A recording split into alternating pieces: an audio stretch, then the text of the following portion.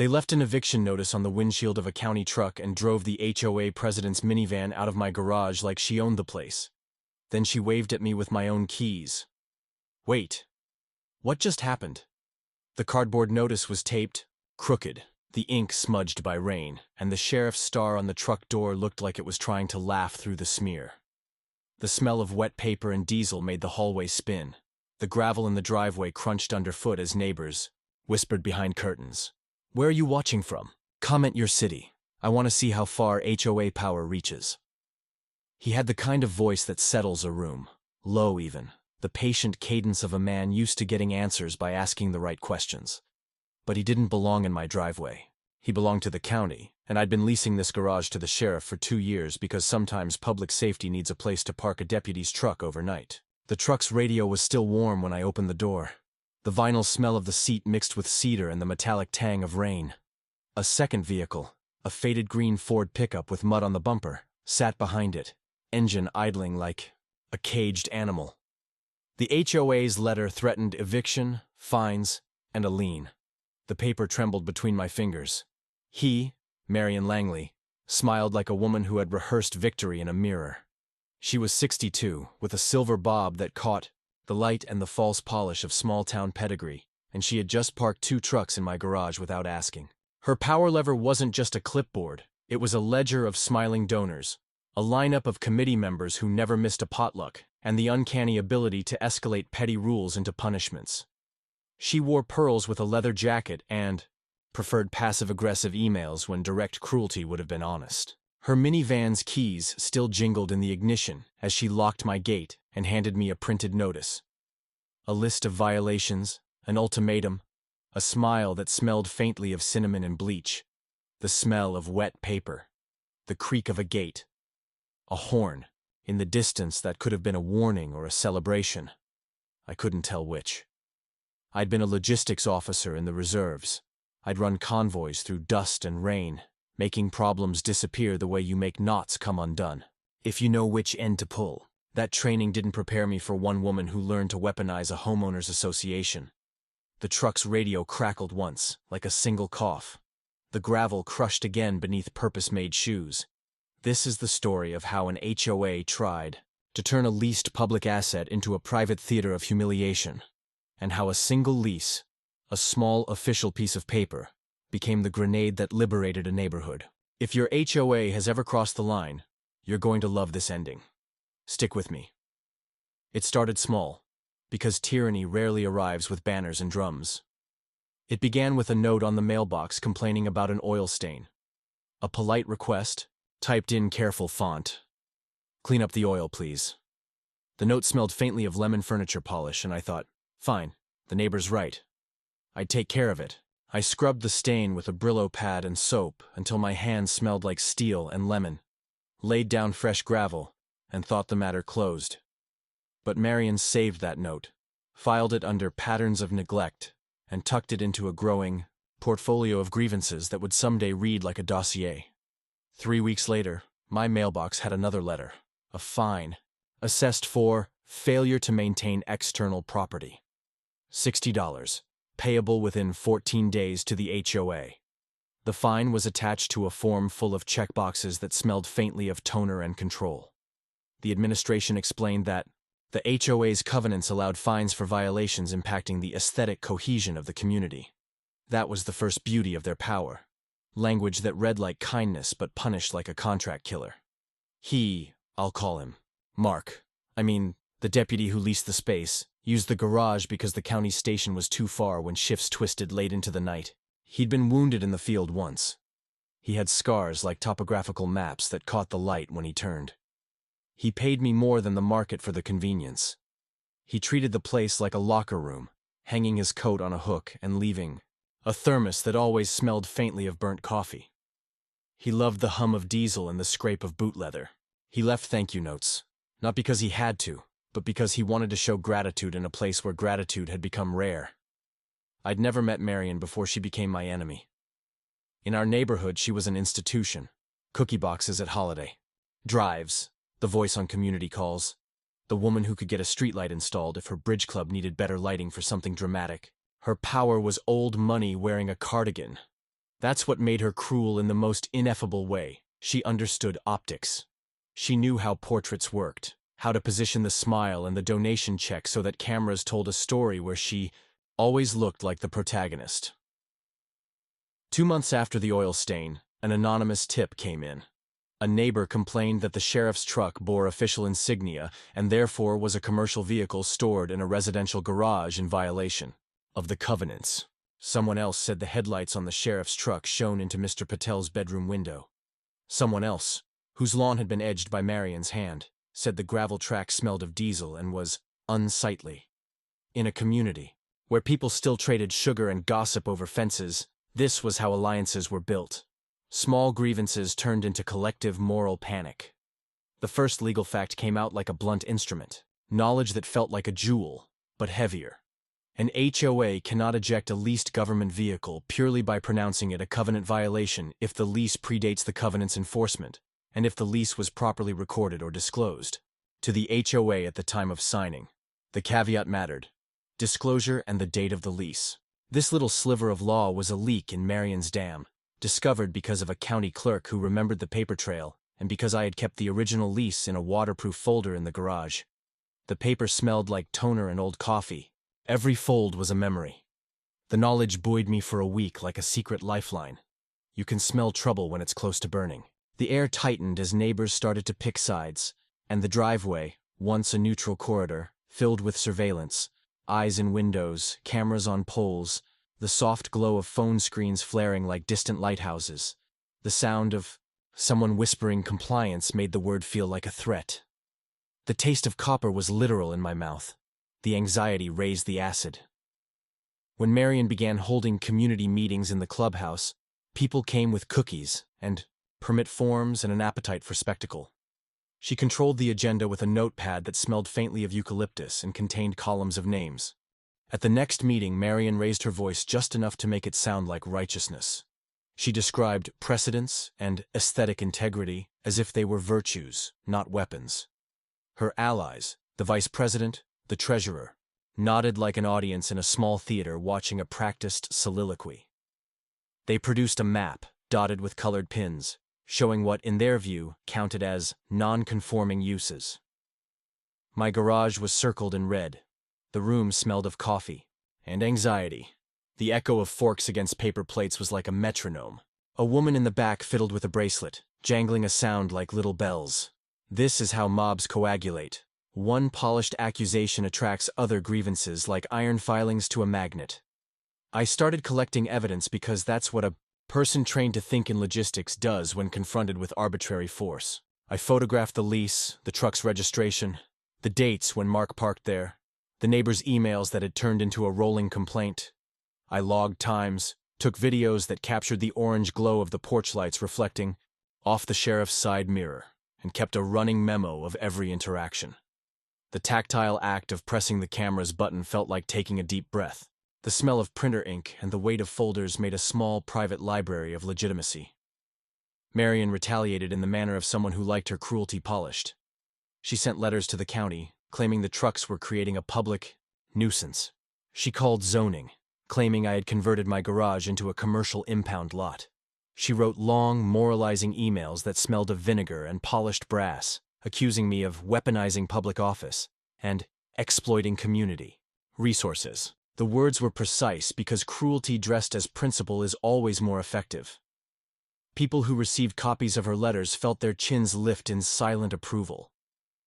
Even those who weren't sure were correct just went along, because the cost of dissent in a small town is real in public. The second knowledge bomb landed like an axe mid-argument. An HOA can levy fines but cannot impose criminal penalties or order removal of government property without due process and proper county enforcement. Enforcement typically requires a court order or intervention by a municipal code enforcement officer, not just a vote at the monthly meeting. This matters because Marion had started acting like judge, jury, and executioner. The distinction between a fine and a forcible removal was tiny in paper, but vast in practice. That fact, when spoken aloud at a private breakfast meeting with a county clerk I'd befriended, tasted like victory and peppermint.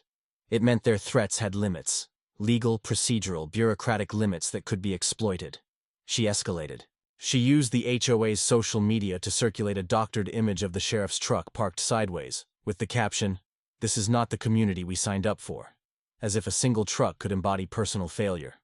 She posted a video of a child tripping on gravel, cleverly framed, cleverly edited, and implied the truck's presence made sidewalks unsafe. The clubhouse filled with murmurs and the smell of warm sugar from the tray of cinnamon rolls Marion provided.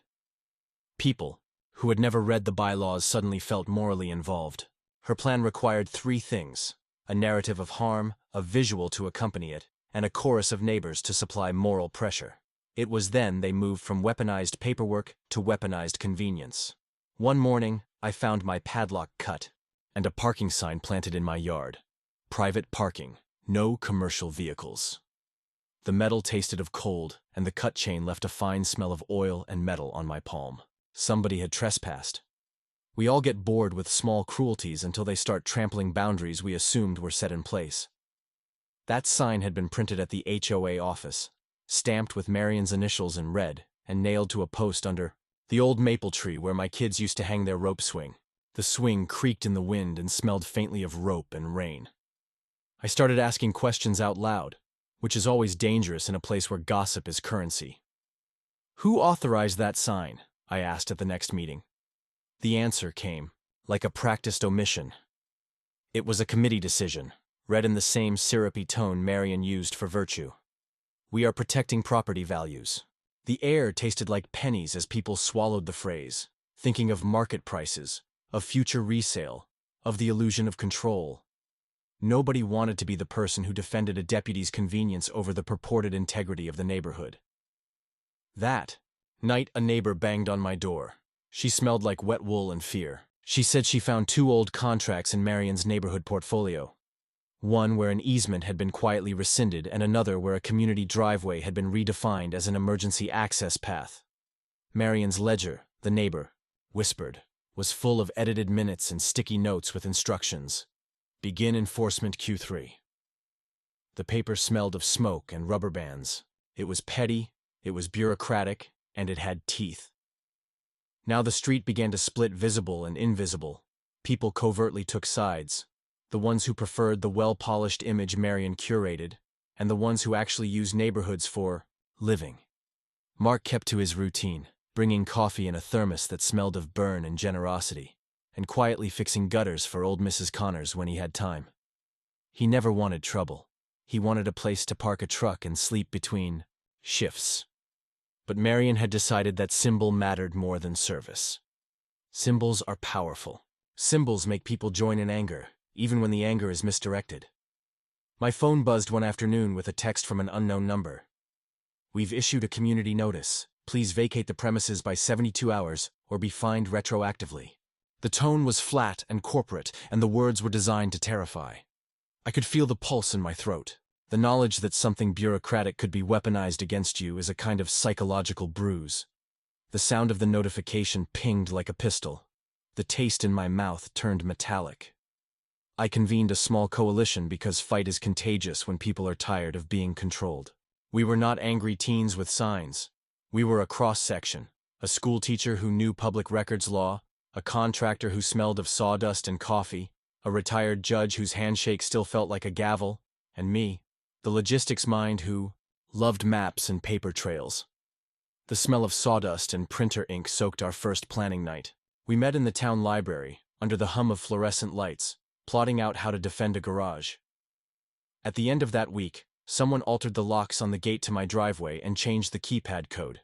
The new keypad smelled faintly of plastic and newness, a cold manufactured smell that said someone had prepared to lock me out in advance. My hands left prints on the keypad. The tactile memory lingered like a bruise. I could have reacted with violence, but that wasn't my way. My training had taught me to redirect force with law and strategy. We silently set traps that would reveal intent. We installed a security camera that recorded audio. We logged every knock on the gate, and we took the receipts from the lease payments and stamped them with time and location. The act of making things visible is itself a strategic move. 3 weeks into the campaign, Marion organized a special hearing at the clubhouse and invited the press. Her timing was cruel perfection. She picked a Saturday when most opponents would be at family barbecues, when attendance would skew toward the polite and the impressionable. She stood at the podium like a queen on a curbstone and read a litany of complaints with the sort of practiced compassion that comes from avoiding accountability. She produced a forged-looking permit to reclassify certain garages as commercial storage because, she said, consistency is fairness. The room smelled of stale coffee and power. Cameras clicked. The flash made people's eyes look like polished coins. My coalition was thin in the early afternoon. Yet even as the meeting swelled, I watched Marion hand a pair of keys to the vice president and say, quietly, "Park in his garage tonight. Let everyone see we have control." The vice president, a man with a sunburned neck and trembling fingers, walked them out smiling. He did not know the truck belonged to the county. He did not know the lease was legal, notarized, and recorded on the county books.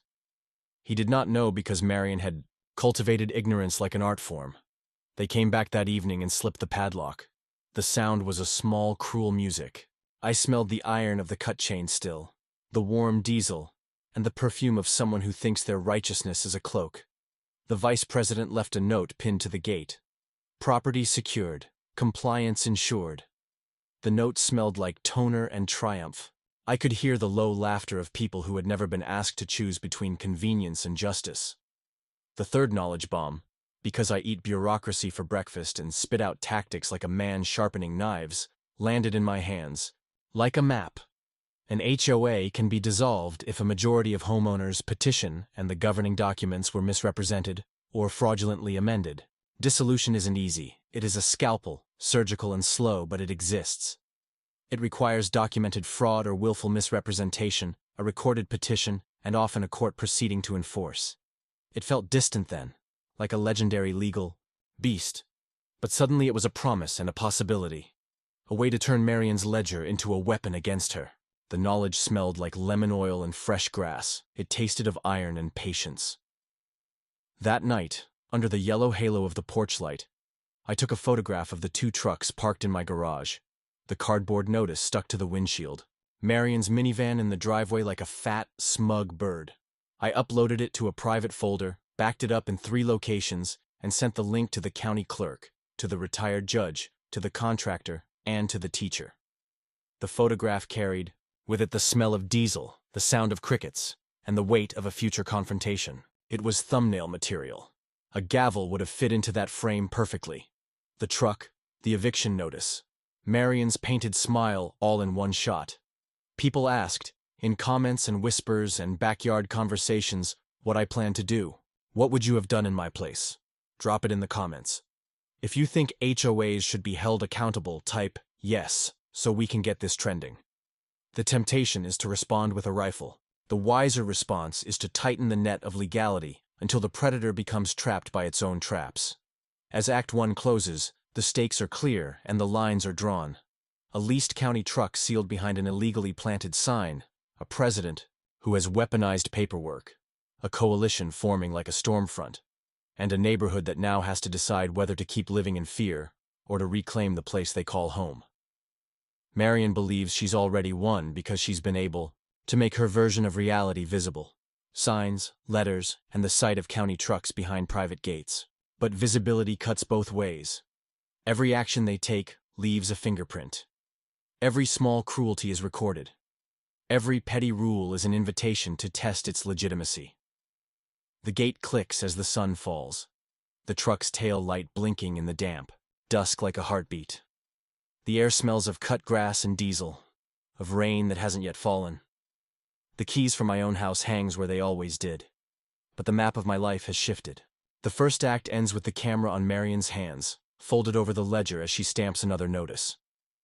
A neighbor across the street tapes a flyer to her mailbox, the paper smelling of toner and defiance. The flyer reads, "Public meeting. Discussion of covenants and rights. The date is circled in ink. The ink smells like impatience. Where are you watching from? Tell me your city. Have you ever been bullied by an HOA? This isn't just my fight, it's yours too." The next part will show the battle intensifying.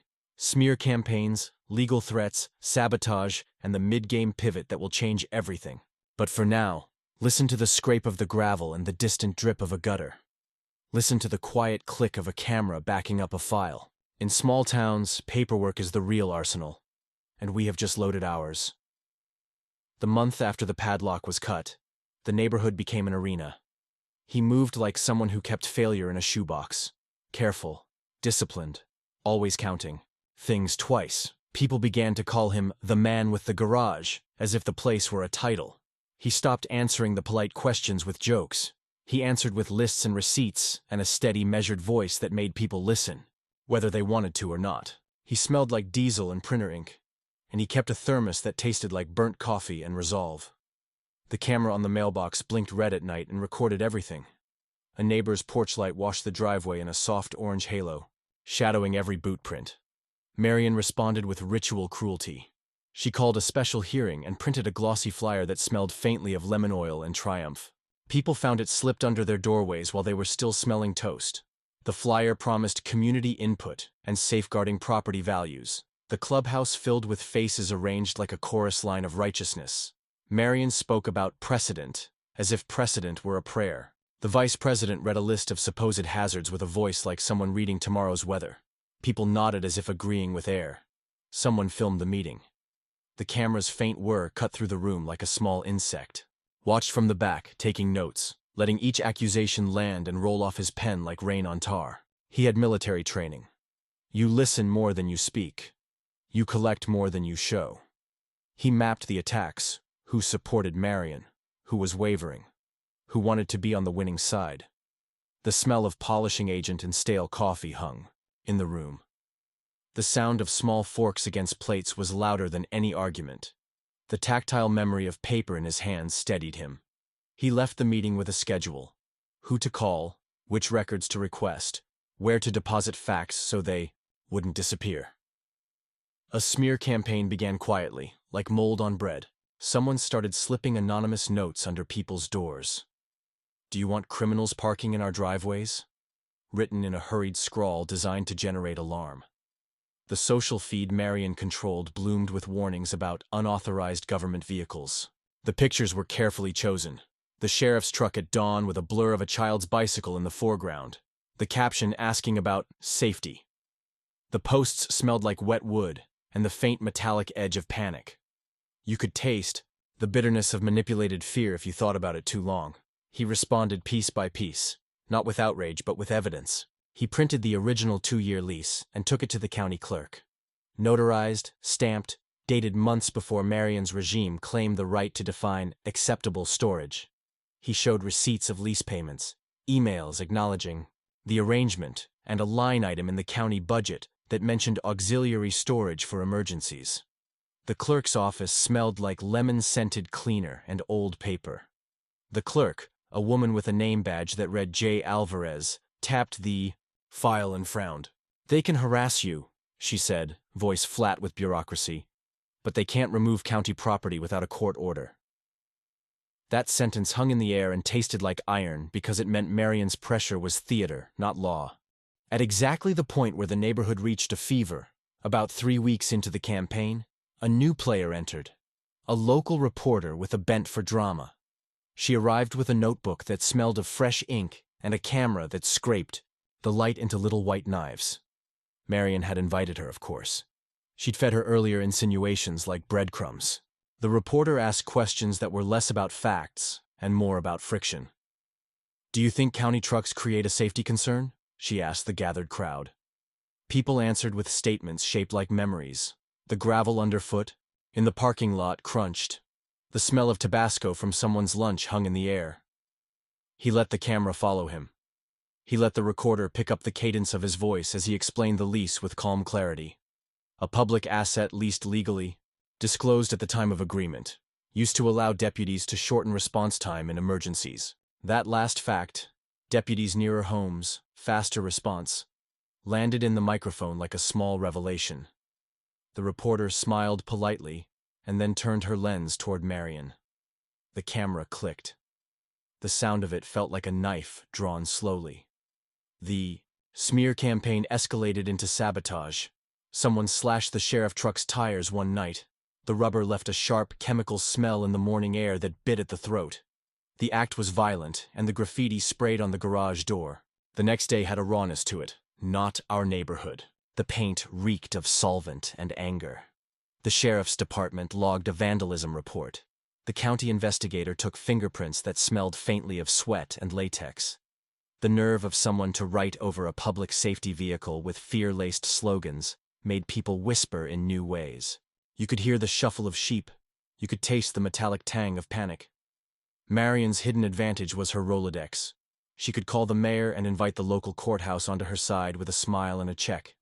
She used that power, intermittently, like someone who knows the exact moment to press a sore spot. But she also had a vulnerability, a secret that tasted like old chocolate, bitter at the end. In a quiet moment in Act 2, the narrator's coalition found it.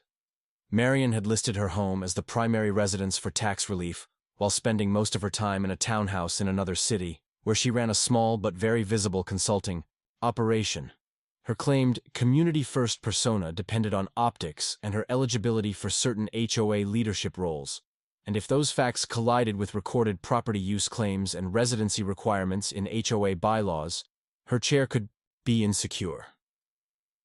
The smell of burnt sugar hit the coalition's planning room when the retired judge read the file aloud. The revelation flickered like a cheap bulb, ugly but effective. By the time the knowledge bomb at 20% of the act is needed, the first of this section's 3 legal drops, he had already learned to use the law like a scalpel, not a bludgeon. The first legal fact landed in a breakfast meeting that smelled of eggs and coffee and urgency. An HOA cannot enforce covenants retroactively on a properly recorded lease that predates the amendment, and any attempt to claim otherwise may be legally void if it was done without proper homeowner notice and a recorded amendment. The word settled like a hand on a shoulder. It meant Marion's new commercial storage designation might not hold if the lease was older and properly recorded. It tasted like caution and opportunity. The coalition worked like a small, determined machine. They filed formal complaints, requested all HOA minutes for the past 3 years, and demanded to inspect Marion's ledger. They set up a website that cataloged every letter, every photograph, every post, not for the sake of spectacle, but for one crucial reason. Transparency kills projective fear. The site smelled virtual but had the weight of legal intent. The files were zipped and backed up and printed and handed to the judge. The smell of toner on freshly printed minutes filled the planning room like incense. Marion answered with pressure. She sent a certified letter labeling him a public nuisance and demanded eviction within 72 hours. The certified letter smelled of the post office, rubber bands and the gloss of envelopes. Its words were carefully chosen to be intimidating. People who read the letter felt a shallow, immediate fear. What if the county asked them to move? What if a fine were levied? Marion's lawyers, a pair of men with crisp suits and shoes that clicked like a metronome, started to appear at meetings and committee lunches, speaking in legalese that smelled faintly of starch and cologne. The smear grew teeth when a county budget hearing drew an unexpected audience. Marion had whispered to the right people that the county was privatizing space, insinuating misuse. Rumors have momentum. When repeated often, they start to feel factual. The county supervisor called a closed session, citing community concern. The room smelled like wood polish and the cheap cologne of men who liked being in charge. He testified at the hearing with a voice that held the slow cadence of someone who had learned to make bureaucrats listen. The lease was above board. The county was willing to document the urgency of deputies needing a nearby staging area to respond to rural calls. The supervisor listened, and then asked a question that felt like it came from ice. Was the HOA notified at the signing? The question landed hard. They dug through the records and found the answer. The HOA had not been properly notified. That omission tasted like vindication. It was small but enormous. An administrative oversight Marion could not bend into a moral argument. The smell of old records and dust filled the air as they paged through county filings. That omission meant Marion's early claims of public safety violation were built on a shaky foundation. It also meant they could challenge the HOA's attempt to rewrite the rules around the garage. But Marion had allies in places the coalition could not easily reach.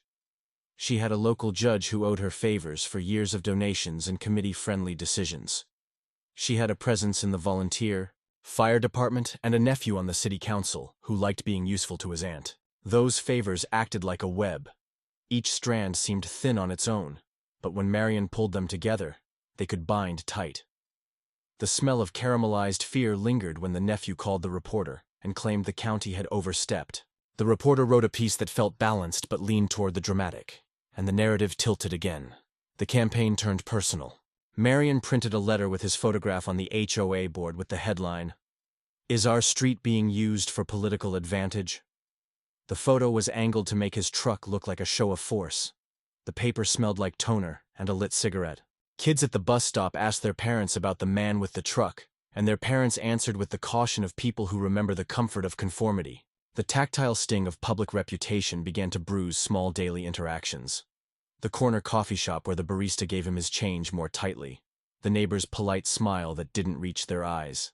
He leaned on friends who smelled of sawdust and who had the stubbornness of people used to building rather than breaking. The contractor who fixed fences came with a toolbox that smelled of metal and sweat. The teacher who knew public records quoted law sections over tea that tasted like black licorice. The retired judge smiled when he read the complaints and said, "We will need a paper trail and witnesses." The judge's voice tasted like smoke and authority. They collected signatures, statements, and video timestamps. The smell of hard work and red ink filled the living room where they met. Midpoint arrived like a thunderclap. Marion unveiled a surprise. She produced a community petition signed by a majority. Or at least that's what she claimed. The petition said the community was overwhelmingly in favor of stricter enforcement and wanted immediate action. People clapped and nodded, and the room leaned toward Marion like a flock in winter. It was a show of power. Cameras, signatures, and the right optics. But signatures can be forged, or at least stitched. Some names on the petition were unfamiliar, and when the coalition started cross-referencing signatures with registered homeowners, they found discrepancies. The smell of mildew and cheap ink undercut Marion's theatrical reveal. The second legal fact arrived then, at the midpoint where momentum and doubt meet. A petition must follow strict verification procedures under the HOA's bylaws. Notarized signatures for petition-driven measures, clarity on homeowners' eligibility, and adherence to recording requirements. If those steps aren't followed, the petition can be invalidated in a court of law. The knowledge landed like a soft weight, but shifted the whole fight. It meant Marion's show could be unstitched with patience and paperwork. It tasted like a cool soda on a hot day. They sent certified challenges to the petition. The retired judge wrote a letter demanding chain of custody for the signatures and notarizations. The contractor went door to door with a clipboard that smelled like sawdust, getting sworn statements from neighbors who had been misled into signing. The teacher digitized records, and the tech-savvy neighbor created a timeline of Marion's communications. The smell of printer ink and coffee became the soundtrack of resistance. The atmosphere thickened into something tangible. Someone broke a garden gnome in Marion's yard. The act smelled of wet dirt and petty triumph. Marion retaliated by posting surveillance footage on the community feed, cleverly cropping it to make her show of victimhood maximal. The footage showed a shadow, but not the whole truth. The sound of it was muffled and the colors oversaturated like a cheap drama. The vice president declared an emergency meeting. The smell of nervous cologne filled the air as the community gathered again, this time with cameras and more reporters. He and the coalition had prepared. They brought transcripts, receipts, audio recordings from the mailbox camera, and sworn statements from those who had been pressured to sign. The tactician in him orchestrated it like a field operation. Position the facts, hold the line, press the weak points. The retired judge, when he spoke, did it slowly, enunciating each claim like a man dropping stones across a river. The sound of his voice was a bell. The camera lights made his eyes glitter. Marion's vulnerability was exploited precisely where it hurt. The property tax records showed her claimed primary residence information did not match the HOA's requirements for board members. That discrepancy, whether petty or meaningful, suggested potential negligence or misrepresentation, and the retired judge threw it into the hearing like a lit match. The smell in the room shifted, from starch and incense to something acrid and electric. Marion's smile wavered. Her pearls clinked like small alarm bells as she adjusted her scarf. The press circled like vultures. The reporter's first piece was even-handed. The second, after finding the tax discrepancy, leaned harder. The sound of clicking keyboards and The smell of cheap office coffee became the new neighborhood soundtrack. Marion's supporters began to mutter, their certainty thinned like ice in the sun. Her nephew called frantically. A favor buys loyalty until it costs too much. The mayor, always cautious, began to distance himself with phrases like, "We're reviewing documents." The glow of the spotlight forced Marion to show, in public and on paper, that she had more than public virtue. She had private contradictions. Yet she was not finished. She deployed a gambit that felt mean and surgical. She filed a nuisance claim against him, alleging that the truck's presence created constant disturbance and noise intrusion for the neighborhood. The complaint included neighbor statements, some real, some purchased with promises of favor. It smelled of paperwork and quiet menace. The legal machinery, a summons, a docket number, a hearing date, began to turn. The coalition understood that the battle would be decided not just in a room full of people, but in a place where rules felt slow and immovable. The courtroom. The final stretch of Act 2 yanked the narrative into a new gear. A local television crew announced they would come to cover the hearing. The cameras were hungry. Someone posted the hearing date and an ominous graphic on a community page. People who had never spoken at a meeting suddenly had opinions. The neighborhood's front gate now felt like a stage. The smell of hot metal from the city bus idling down the street mixed with the aroma of popcorn and the metallic tang of anticipation. What they did next almost made him lose everything. But it also gave him the peace he needed to go on offense. What would you have done in his place? Drop it in the comments. The coalition filed a preemptive motion to compel production of the petition's notarizations and Marion's residency documents, accompanied by sworn affidavits questioning signature authenticity. The retired judge advised they subpoena the HOA's bank records for the period in question. The contractor lined up a structural expert to testify that the garage's use posed no structural risk, and that gravel tracks do not constitute a hazard in themselves. The teacher arranged for a student intern to digitize and timestamp every piece of evidence. Their fingers smelled like ink and midnight oil. On the morning of the hearing, the courthouse smelled like old coffee and anticipation, the air thick with the musk of too many people's nerves. Cameras rolled. Microphones hovered like small insects.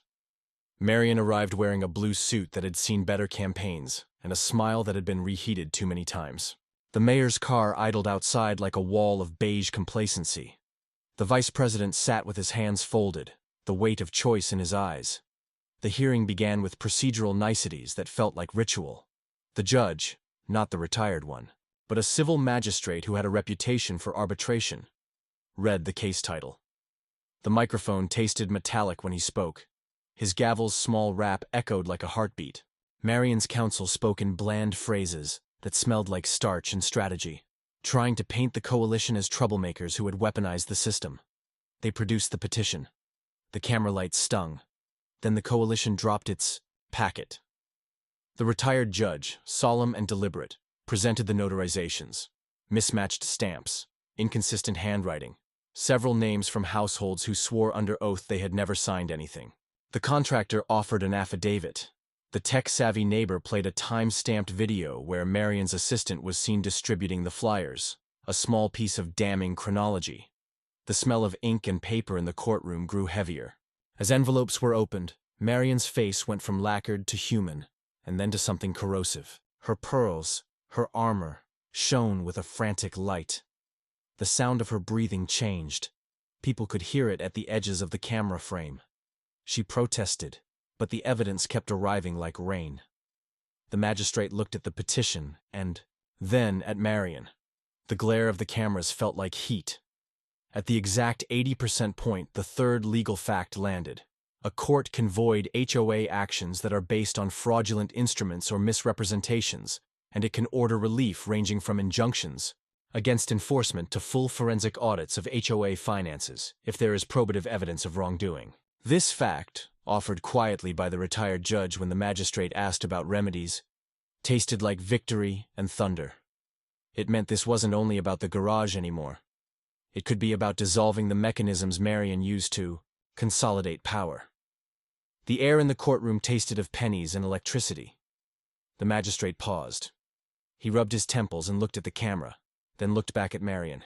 The room held its breath like a sleeping animal. Outside, someone in the crowd gasped. The reporter's pen scratched at a frantic pace. The vice president's hands trembled. Marion's allies shifted in their seats, like people who have suddenly realized they're in a play they didn't audition for. The magistrate called for a recess and instructed both parties to prepare for a discovery process. The cameras left shaken, the microphones quiet for the moment. The threat of a full audit and injunction was a weight that could crush a well-tended regime. Marion walked out of the courtroom with a face like rainwater on the window, her smile precarious and thin. The sound of the courthouse doors closing sounded like a revelation. As Act Two closed, the neighborhood felt electric and raw. People came out of woodwork, the quiet ones who'd been afraid to speak, the ones who'd been banked into corners by politeness.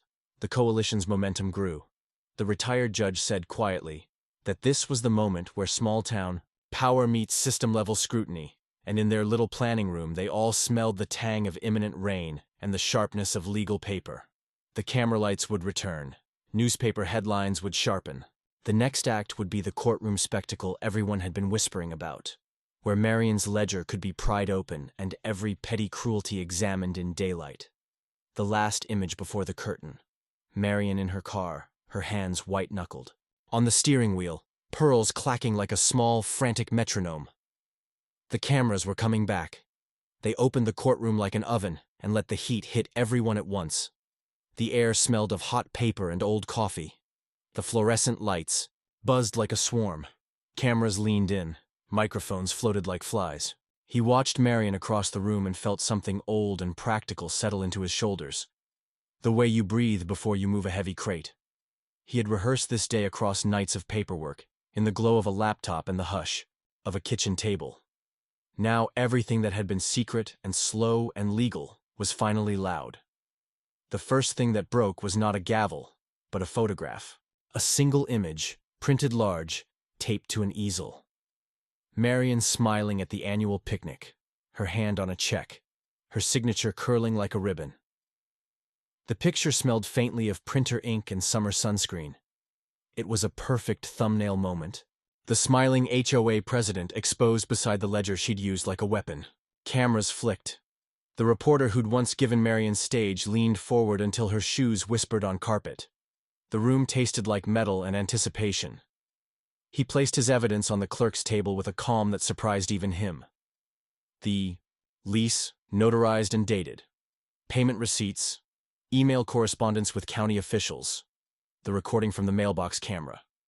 The notarized affidavits questioning the petition's signatures. The clerk's rubber stamp made a dull sound like a small drum. The tactile weight of each folder felt like armor.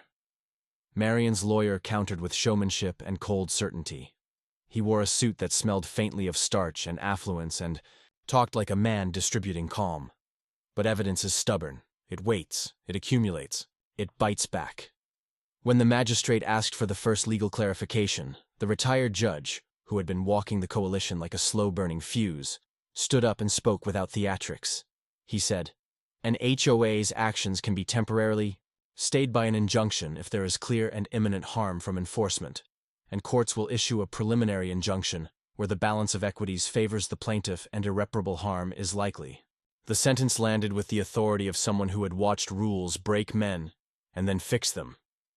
This knowledge mattered now because Marion had not only threatened fines, she had already acted. The act of getting that injunction would halt her machinery. It tasted like lemon and resolve. The camera caught the magistrate's pen pause. Micro cliffhanger. Then silence. They argued around the edges. Marion's counsel painted the sheriff's truck as an affront to aesthetics, a civic embarrassment. He used words like precedent and community standards, the way a chef sprinkles salt, to bring out a particular flavor. People in the gallery shuffled and sniffed, imagining their property values catching a cold. But the retired judge produced the county's note acknowledging the lease's purpose. Emergency staging for deputies. The rustle of pages sounded like the sea. The reporter leaned in and scribbled. The smell of dust and paper filled the small space between words. Outside the courtroom, the neighborhood gathered like a reef of faces. Some came with signs, some came with baked goods, some came because they were curious what scandal smelled like up close. The air had the sweaty tang of summer and the sweetness of buttered rolls. Marian walked out through them, smiling like a woman who'd been given the right answers to the test. But her smile was thin. Her nephew hovered nearby, his phone pressed to his ear like a lifeline. The tactile reality of human favor looked suddenly fragile. He watched Marian's hands. They were not the hands of someone who did the heavy work of life.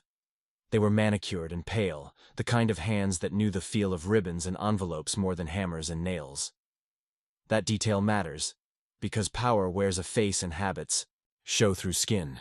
He'd learned from logistics how small things reveal large patterns, a misspelled name here, an unrecorded meeting there. Marian had built a castle out of procedures she thought she controlled. The coalition had spent months finding the cracks. Now the judge's voice sounded like a scalpel. At 20% through the act, when the story still had room to breathe, but the tempo needed a jolt, a second legal fact was dropped with the clean precision of someone who knows how to use rules to dismantle corruption. The judge explained, HOA board members must adhere to fiduciary duties of good faith and fair dealing. Willful misrepresentation or failure to disclose conflicts of interest can result in removal of directors, restitution, and, where warranted, forensic accounting. That legal fact changed the geometry of the room. It wasn't just about a truck anymore.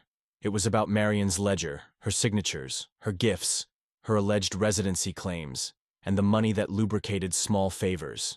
The sound of the judge's words cut through the room like the first sharp wind of a storm. Micro cliffhanger. Heads turned. Papers rustled. Marian had kept a ledger like a prayer book. The ledger smelled of lemon cleanser and old receipts. It had been folded and refolded until the creases matched the shape of her hands. The retired judge had already shown a single page. A line-item donation, a check that matched a name later found on Marian's petition with a suspicious signature. The photo of that page was ugly in the way of truth. The handwriting wobbling, the stamp misaligned. The camera's red light blinked. Evidence is visual. It is tactile. It has a smell. The smell here was ink and cheap perfume. The courtroom theater shifted into methodical exposure. Witnesses came forward under oath, and their voices carried the texture of small-town life. Nerves, the taste of fear, the smell of warm tea. A neighbor testified she had been handed a form at a bake sale and told it was an RSVP. A young mother said she'd been asked to sign to help the neighborhood. An elderly man read aloud the petition and said, "That's not my handwriting." The magistrate listened, and the room hummed with the sound of people watching a private truth become public.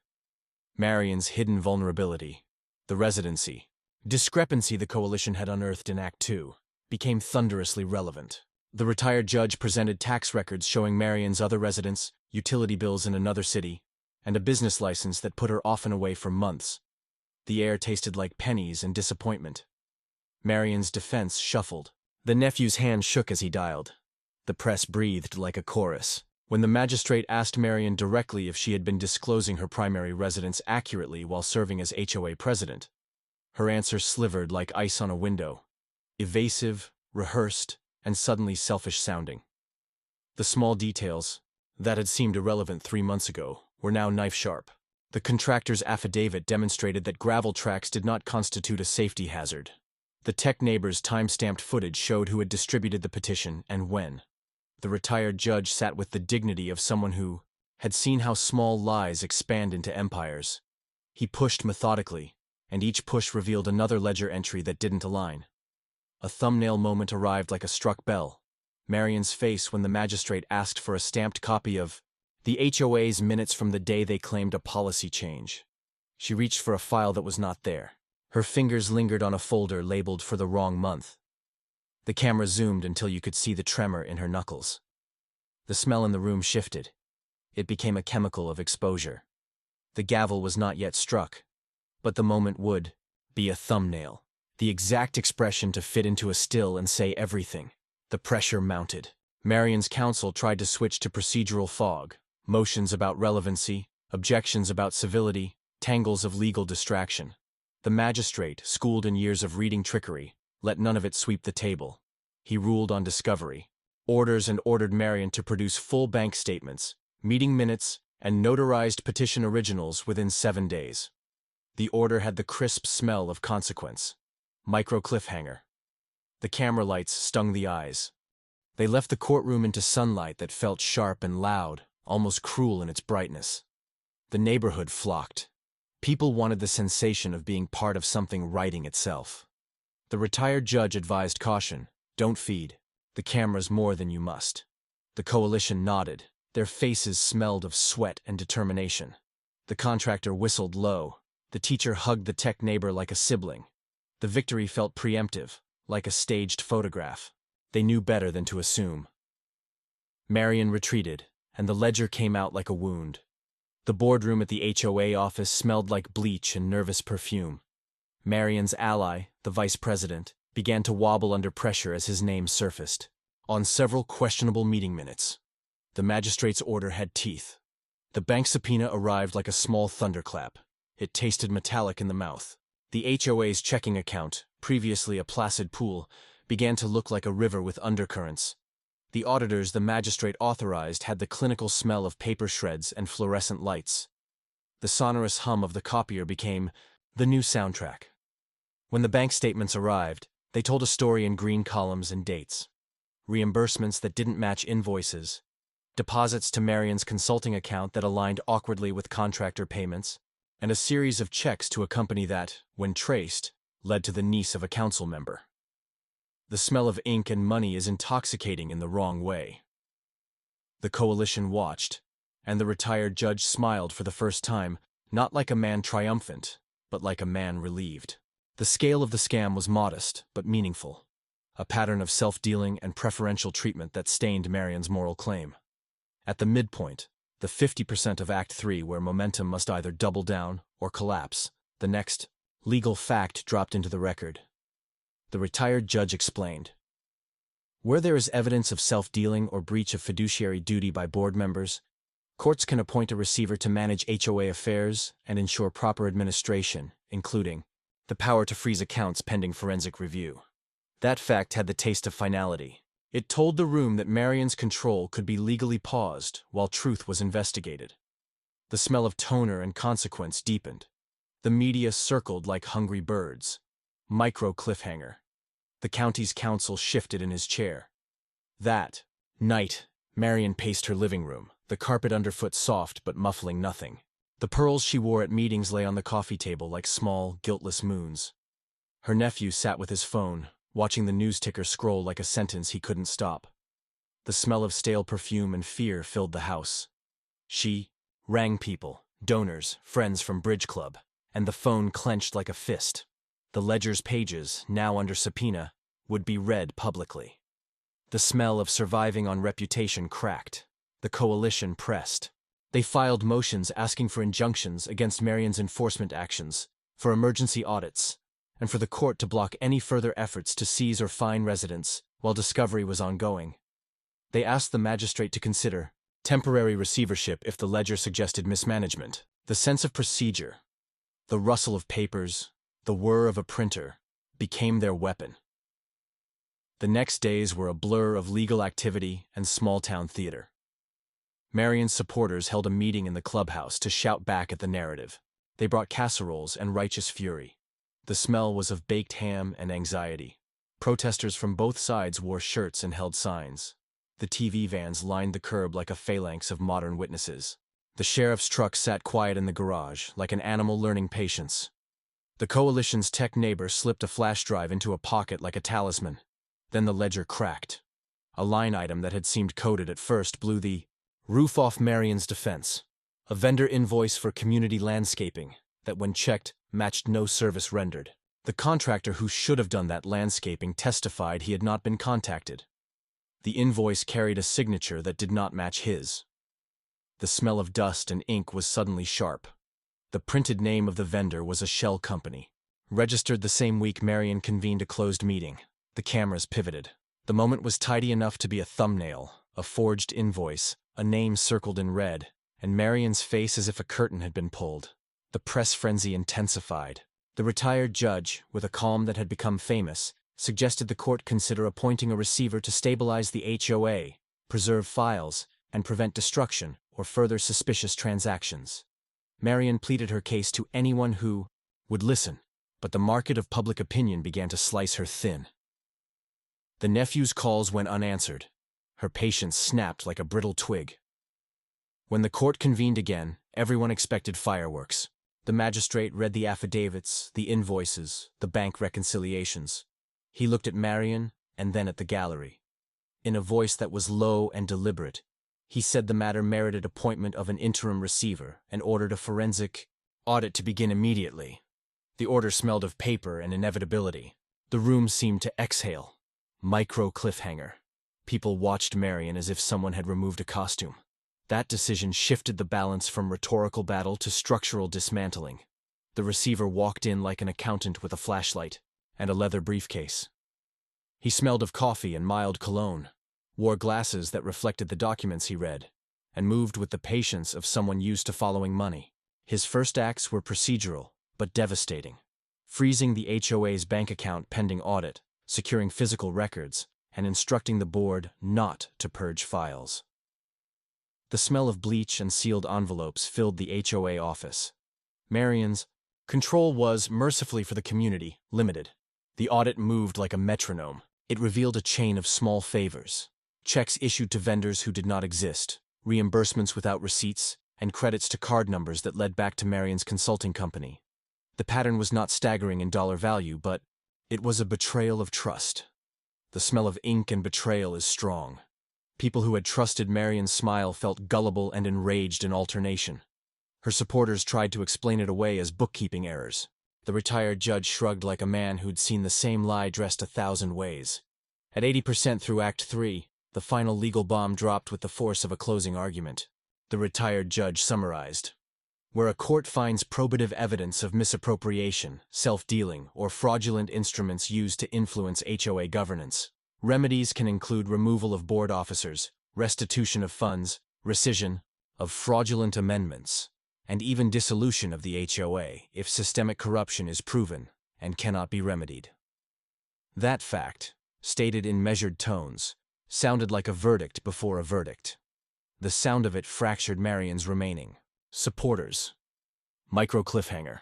The cameras panned to her face. The pearls flashed once and then dulled. Then came the dramatic reveal no one expected. A hidden folder Marian had assumed private was posted to the coalition's secure site by an anonymous whistleblower.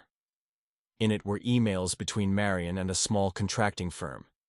In one email, she had directed the company to bill through the HOA and will reconcile later. The message smelled like old coffee and defeat. The timestamp matched payments that the forensic audit had flagged. There it was in black and white. A how-to guide for small-town graft that looked almost quaint in its pettiness. The camera zoomed. The thumbnail would have been Marian's face, the ledger open, a check with her handwriting circled in red. The final confrontation played out in public. Marian had the chance to speak and did, her words falling like small, brittle ornaments. She sang the old songs of service and sacrifice.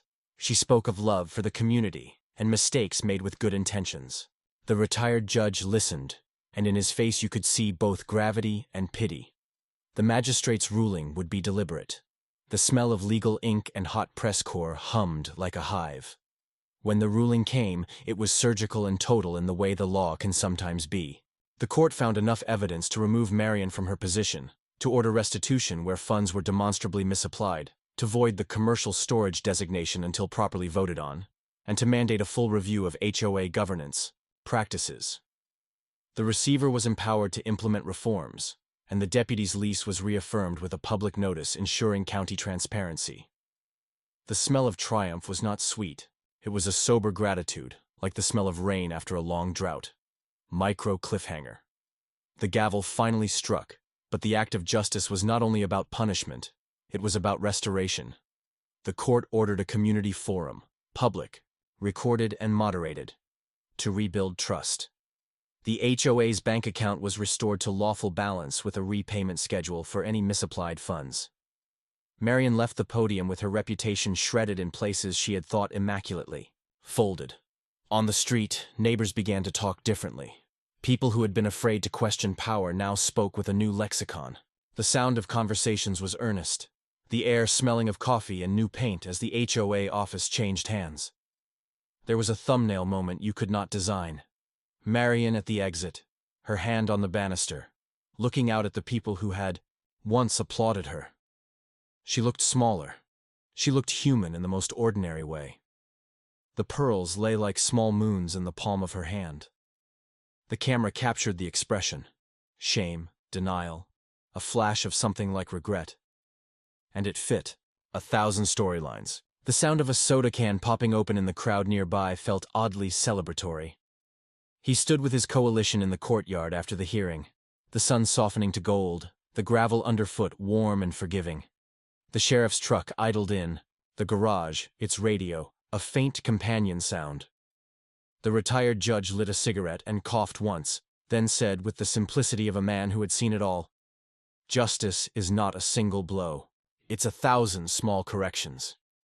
The smell of smoke and victory mingled oddly together. In the weeks that followed, the neighborhood shifted in ways both small and seismic.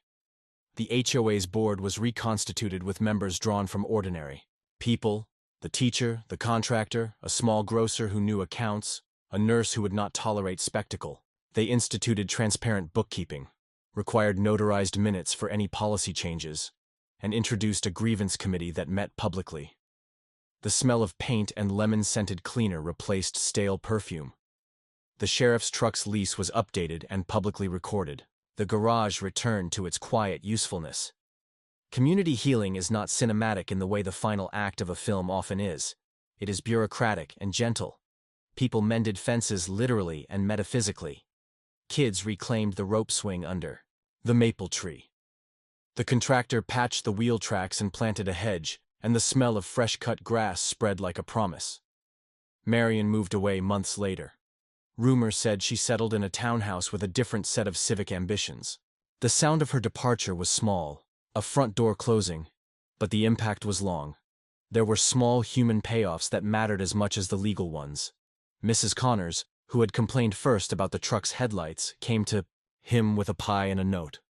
"Thank you," she said, tears in her eyes. The taste of sugar and butter was a quiet benediction. The retired judge received a plaque that read "Civic Integrity," which he hung crookedly in his den until it bothered him no more. The tech neighbor started a community transparency portal that allowed homeowners to view minutes, budgets, and meeting agendas. People learned the smell of accountability, and the last image, the one that would end the video with the kind of uplift that sparks comments and shares, was not the gavel, but a small domestic scene. The sheriff's deputy, boots muddy, laughing with kids on the sidewalk as he fixed a bicycle tire while his truck idled in the garage. The smell of chain grease and sunshine. He waved at the camera, the kind of wave that meant, "We're still here." The chorus of neighbors who had once been silent now spoke up at meetings, and the HOA's new bylaws included a clause for public disclosure of lease agreements. The word "exposed" had been used widely in headlines, but exposure alone did not mean change. What mattered was the structural correction that followed. Where are you watching from? Comment your city. If you've ever been bullied by an HOA, tell us. Your story could be next. If you believe no one is above the law, hit subscribe so we can keep watching small town power be held accountable. Tag a friend who needs to see this will to fight. In the end, justice looked less like spectacle and more like stubborn maintenance. It looked like minutes that matched bank statements. It looked like a neighborhood that learned to read its own bylaws. It looked like ordinary people reclaiming authority by showing up in small numbers and stubborn paperwork. The final scene closed on the deputy's truck, the county seal gleaming in afternoon light. The cardboard eviction notice folded in a drawer like a relic. The smell of diesel and lemon-scented cleaner mingled, and you could almost taste the lesson. Bureaucracy can be weaponized, but it can also be used to disarm, and the person who knows the rules will always have a chance to change the game. This was not just a takedown. It was a slow unmasking of pettiness and greed, and then a practical, tireless repair. It was justice in the granular way the law was built to be. Not the cinematic revenge of a lone hero, but the procedural, patient, and public holding to account that leaves a community wiser and better governed. If this story moved you, share it.